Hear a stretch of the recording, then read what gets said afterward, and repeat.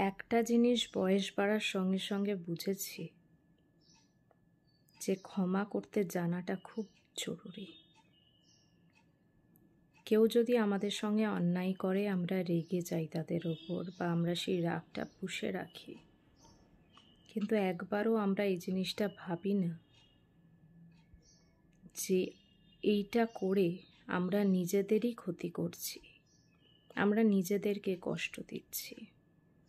আমি একবারও বলছি না যে কেউ যদি আমাদের সঙ্গে অন্যায় করে আমাদের সেটা ভুলে যাওয়া উচিত, না, ভোলার দরকার নেই, কিন্তু সেটা মনে রেখে তাদের সঙ্গে মিসবিহেভ করা, খারাপ ব্যবহার করা যেটাকে আমরা বলি,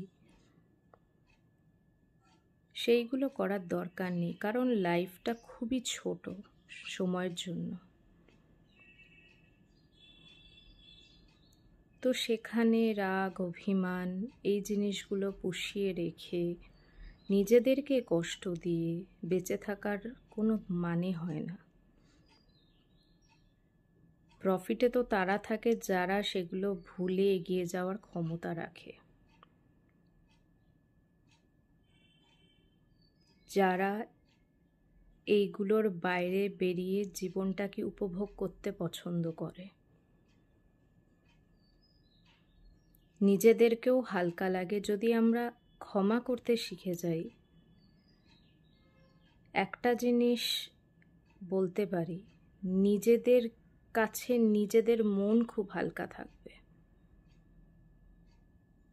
মানুষের জন্য রাগ পুষে রেখে, সেটা যে কেউ হতে পারে, কোনো লাভ নেই।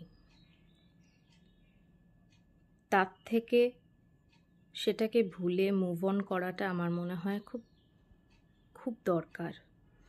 আস্তে আস্তে সেটা কোথাও গিয়ে হারিয়ে যাচ্ছে, কিন্তু প্রত্যেকটা মানুষের মধ্যে সেই জিনিসটা ফিরিয়ে আনাটা খুব দরকার।